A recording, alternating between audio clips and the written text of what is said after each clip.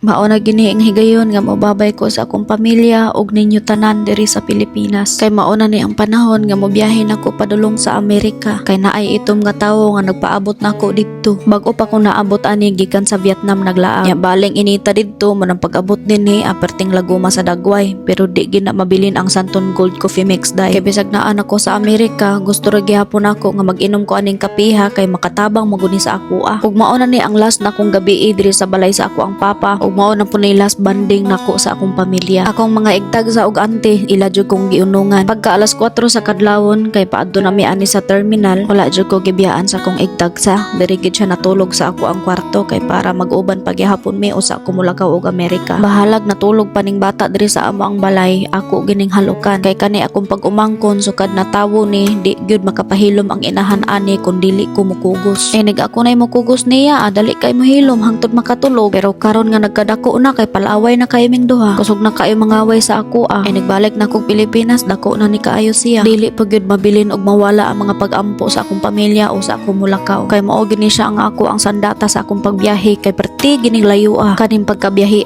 kay ikatulo ko kaadlaw usa maabot sa Amerika ug ikatulo pug ko magbalhin-balhin og eroplano. Mo nang andam-andam lang mo nga kaning video medyo taas-taas gyud kay ipakita nako ninyo ang ako ang travel hangtod naabot ko sa Amerika ug magkita pa ba mi sa akong itong nga tawo. Human sa mga pag-ampo padulong nami ani sa terminal ug mao na po ni last nga higayon nga akong driver ni akong sakyanan kay ako na nang ihatag sa akong amahan. Mao na po ni ang last nga higayon nga maghalog-halog mi para mobabay sa usag-usa sa akong mga iyaan ug igtagsa ug mga mahal sa kinabuhi. Kay wala ko kabalo kanus ana po ko makabalik diri sa Pilipinas. Pero mi man jud kong nagalakaw ug adtong mga layo pero knowing nga mobalik ra ko sa mga pila ka semana pero aning higayon na tinuig na gyud nga di ko makakauban nila. Bless kaayo ko sa akong pamilya kay kaming tanan masinabtanon gyud mi sa usag-usa. Normal man sa pamilya nga naay dili pagkasinabtanay. Pero gi-practice gyud namo nga kung maulian na among mga pagbati, isettle gyud namo og dili mi magdumot sa usag-usa. Kay para nako dili peaceful ang kinabuhi kung naa kay gidumtan nga tawo. Gubot ang imong hunahuna kung matigbabaw ang kalagot, kasina ug pagdumot sa usa ka tawo. Mo nang mas maayo nga magpaubos ra gyud ta. Kay biblically speaking, mas bulahan ang magpaubos. Mao na gid ni, last na gid ni nga halog sa akong mga pamilya. Murag way katapusan nga halog ba ni ba? Kaya di ko ganahan nga maguol, mohilak aning higayuna kay di pa manggod kaayo sure nga makalapos ba ko sa immigration kay tungod ang akong visa nagka-problema sa una. Basin inigabot na ko sa port of entry, dili day ko kadayon sa Amerika, nya diretso pa pulion sa Pilipinas, nya nagbabay-babay na og maayo. Pero samtang nagbiyahe ko, nagsakay ko sa bus kay lalom kay akong huna-huna. Magsigi kog ampo nga Lord unsa kay akong kinabuhi pag-abot nako sa Amerika. Ikaw ra gyud ang nasayod sa akong ugma. Nga kabalo ko nga ang Amerika lahi ra gyud kaayo sa Pilipinas. Hatagi ko kusog samtang akong atubangon ang bagong chapter sa akong kinabuhi nga layo sa akong pamilya ug sa lain nga nasod. Kay nagtuod jud ko nga tanang panghitabo sa akong kinabuhi aduna joy katuyuan ug aduna kay purpose. Kaning akong pagbiya diri sa Pilipinas kay nagsagol ang akong gibati. Maayo gani kay naa da koy follower diri nga na-approach nako ug nagpicture ming duha as a remembrance na uli-ulian in tawon ang ako ang kaguol nga mobiya na giday ko. Amping biya mo tanan diya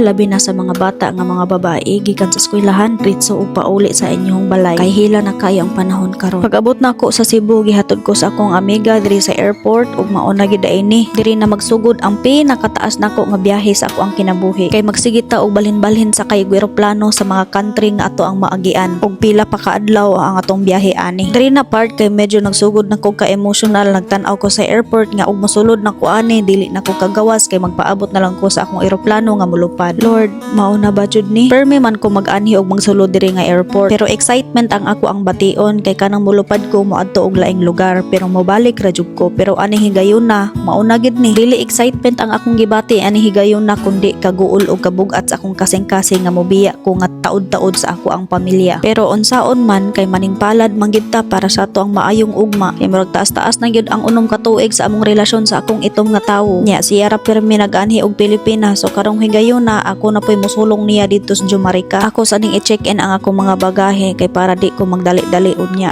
Nakalagpas na ko sa immigration unya gigutom ko Pero ang pagkaon diri sa airport, grabe ka mahal. Basta mo ari gani mog airport no, kay ang mga pagkaon diri kay dollar gyud tan-awa ilang mga presyo ba 500 400 pero okay ra na nya. Ganahan kay ko aning jacket kay gihatagan ko ani ni Ma'am Mels kay kaning jakita daghan kay ko mabutangan. Dali ra na ako maluklok, dali ra pud na ako makuot ba. Mao ni siya jacket nga bag kay daghan ka ayog bulsa nga kabutangan og mga gamit nako ba. Dali ra na ako masuksok ang ako ang passport ug ako mga boarding pass. Di po nato kalimtan ni atong silimhoton kay nagkatigulang naman ta. Panangga kung malipong ta ba. Tan-awa day ang akong jacket murag bag kay daghan kaysa na akong ipangsuksok, ipangsulod. Dugay man naabot ang akong gi-order ba o nya ako silang giingnan nga kuhay na lang ko daan sa akong bill ma'am kay basig mabiyaan niya ako sa akong eroplano mo nang gadali-dali ko diha og kaon. Mao pag gid taw nay kaon ako day kay di ko ganahan magkaon og una nga wa pa ko kalampas sa immigration. Gipaspasan na lang gid ako nagtulonday kay gasugod na og sakay sila sa eroplano nagboarding na. Base unyag ma-paging pang atong pangalan sa tibok airport na kulba ra ba jud kaayo. E microphone na nila tibok airport maingon na sila nga paging Heart Academia please proceed to the lobby. Charot lang gud pero pag naagod ta sa airport day dapat tingkag ginatong dalonggan sa mga announcement. Mauna na pinakauna na kong lupad day. Ang una na kong lupad kay moadto ko sa Taiwan. So mudagan og 4 ka oras sa eroplano day atos langit maglupad-lupad. Mauna ni siya. Goodbye Cebu na jud ko ani. Pero sige lang kay mobalik lang jud ko. Kaning magsakay tag eroplano kay permi magid ta magkaon diri. Mauni ang first meal namo. Nya lami pud biya ni ilang mga pagkaon diri sa eroplano. Pero kay medyo busog pa man ko sige una na kog kaoning bayabas. Giabrihan na lang pud nako ni ilahang meal gyud. Dayon mangutan naman na sila kung sa ganahan nimong imnon anak ko nga apple juice lang. Maayo pud kay buotan pud ni akong natapad nga Koreana man siguro ni siya. Bisag wala ko gigutom ako na lang ginang gikaon day kay taud-taud pa man gining biyahe tan-awa o ang mapa. Nya sayang man kung di na ko kaunon kay after 30 minutes ila mangyapon ng panguwaon.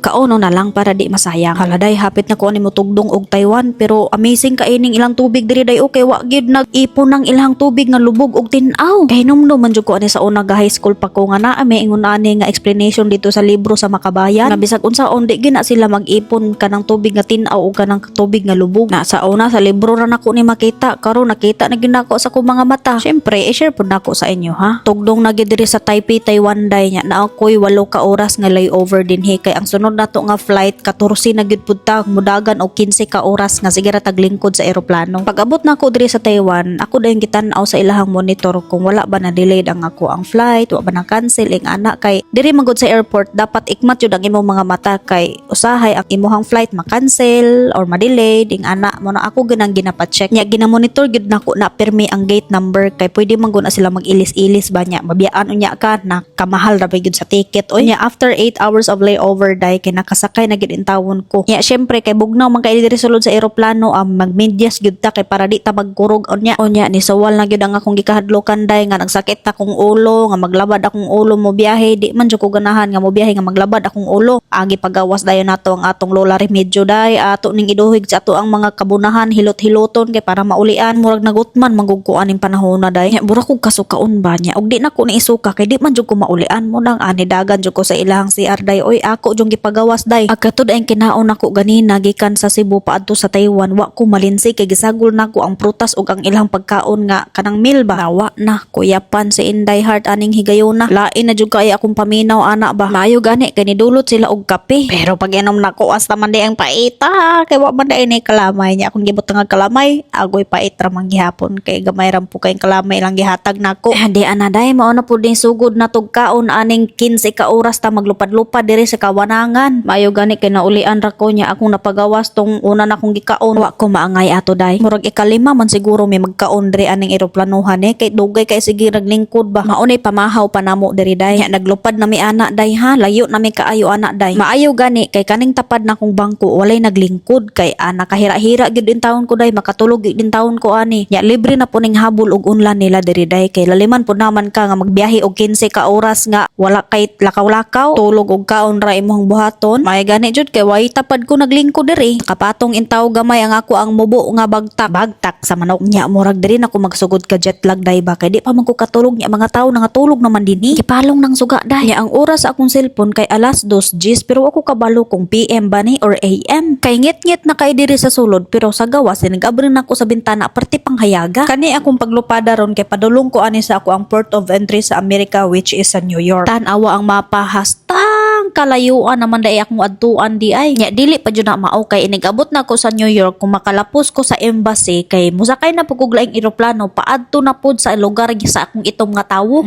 Di na pod kaon na pud ta ani. Ambot og pamahaw paniud to o panihapon ba ni basta mga unta. Lami jud ka ilang pagkaon diri day. Human sa pagkaon nakatulog ko dayon pagmata awa na kaon na pud ni. Wa jud laing obra kaon katulog ra gining kahimtanga. Ugnaw gid ay kay ni sa gawas day kay tanawa kong bintana day ba nagkadaghan ang iyahang ice din ha nga ni kulanap sa bintana. Og sa wakas in town day sa kataas sa ako ang flight nakita na ginako ang New York City. Diri ang ako ang port of entry kung makasulod ba jud ko sa Amerika. Kay diri nila kuwaon ang ako ang visa. Pagtugdong nako diri sa New York day gyud malikayan ang ako ang luha nga nitulo gyud kay layo na kay ko sa akong pamilya. Lord mao na gyud ni imuha jud kong gidala dinhi. No turning back na gyud ni. Og thank you Lord gyud kay walay problema ang ako ang documents. Makasulod jud ko sa Amerika nga walay problema day unya kani last na gyud nako ni nga flight ni balhin na pud ko anig eroplano kay mulupad nako patubang sa lugar sa akong itom nga tawo day magkita na gyud mi usa na lang ka oras. Di ana day nitugdong nako sa Raleigh, Durham, North Carolina day ako na nakuha akong baggage o kanang pagawas nako ani nya ang itom nga tawo basig na sa gawas tagpaabot sa ako Pero sa kataas sa ako ang biyahe day pag-abot nako diri wala man in tawon siya. Unsa ba ni? Kuwaon ba ko niya o mobalik na lang kong Pilipinas ani kay wa man gyud siya taud-taud nako gapaabot. Paabot ta ang parto day ha kung sunduon ba ko niya or dili kay mangita tag diskarte.